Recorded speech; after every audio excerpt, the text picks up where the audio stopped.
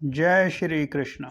मैं doctor Sunil, assistant professor विज्ञापन संख्या 51 के विषय में। जैसा कि आप सभी जानते हैं, लिखित परीक्षा परिणाम आ चुका है।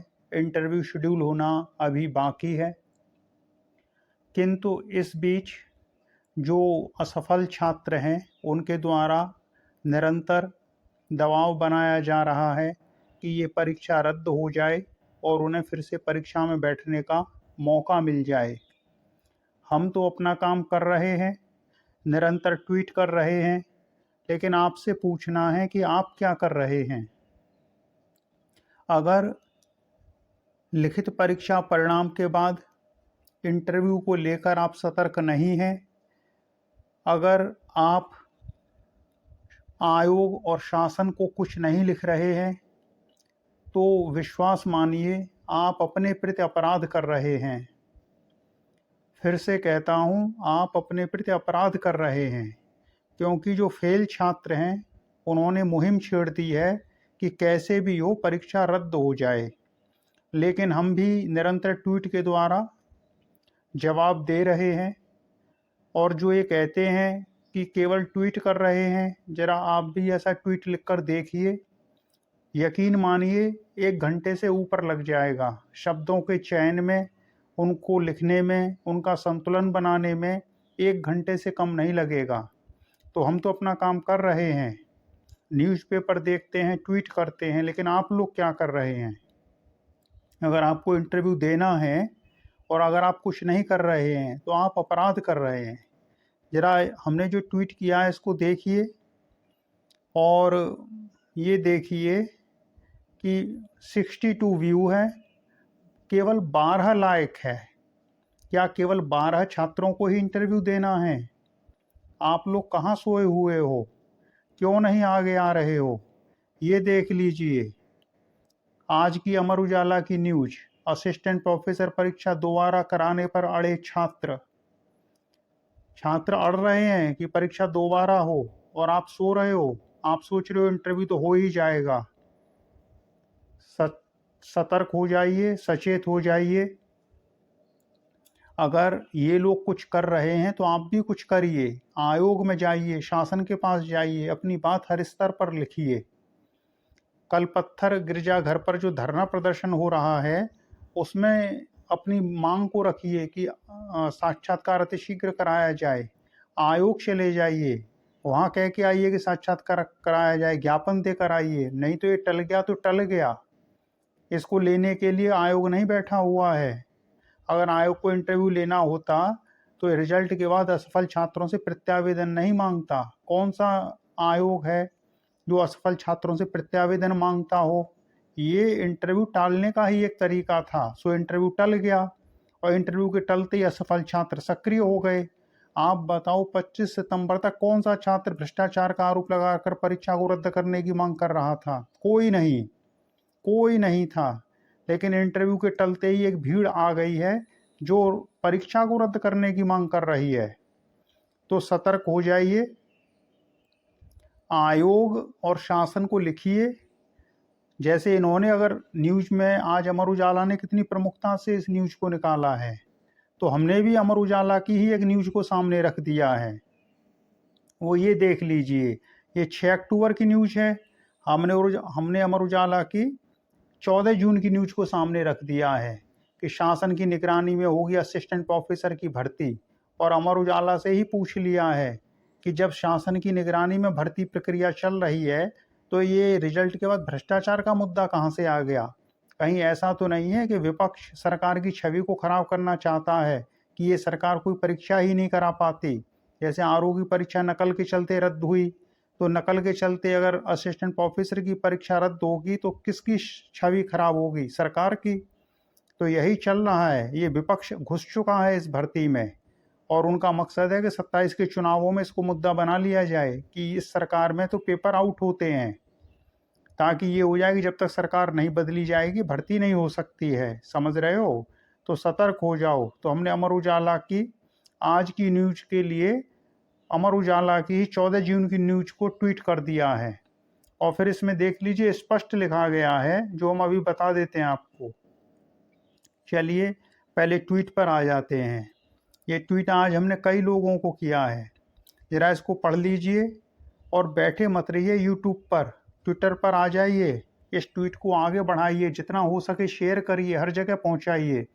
हमने लिखा है, सादर अवगत कराना है कि उत्तर प्रदेश शिक्षा सेवा चयन आयोग द्वारा 16-17 अप्रैल 2025 को आयोजित असिस्टेंट प्रोफेसर विज्ञापन संख्या 51 की परीक्षा के 5 महीने बाद 4 सितंबर को घोषित हुए परीक्षा परिणाम में कुछ असफल छात्रों द्वारा विपक्ष से मिलकर भ्रष्टाचार के आधार पर पूरी परीक्षा को रद्द करा के सरकार की छवि को खराब करने का सुनियोजित षड्यंत्र चलाया जा रहा है।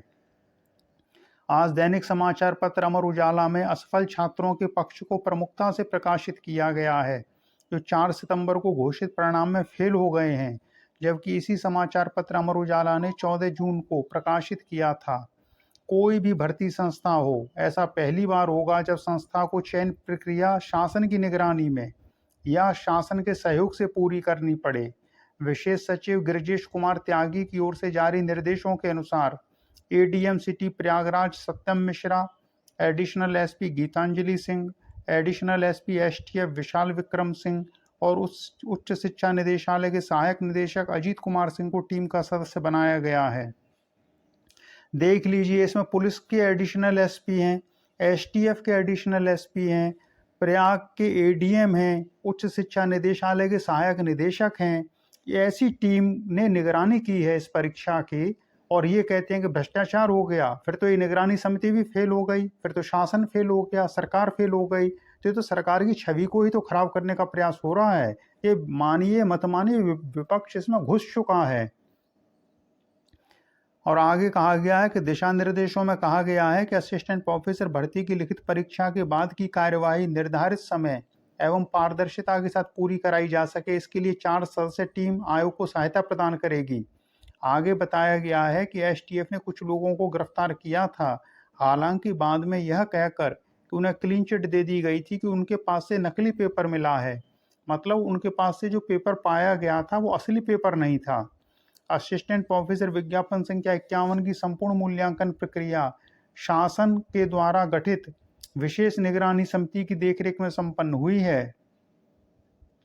फिर भी परीक्षा के 5 महीने बाद 4 सितंबर को घोषित परिणाम में असफल छात्रों द्वारा भ्रष्टाचार को मुद्दा बनाकर परीक्षा को रद्द करके सरकार की छवि को धूमिल करने का सुनियोजित षड्यंत्र चलाया जा रहा है।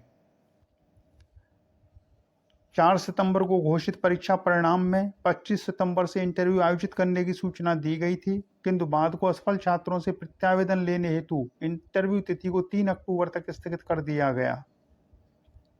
25 सितंबर तक परीक्षा में भ्रष्टाचार और उसे रद्द करने का कोई मुद्दा ही नहीं था, किंतु इंटरव्यू तिथि के आगे बढ़ते ही परीक्षा में असफल कुछ छात्रों ने शिक्षा सेवा चयन आयोग पर धावा बोल दिया है। उनका उद्देश्य है कि कैसे भी इस परीक्षा को रद्द किया जाए, जिससे देश में उत्तर प्रदेश सरकार की छवि खराब हो जाए। असिस्टेंट प्रोफेसर परीक्षा 33 विषयों में बटी हुई है।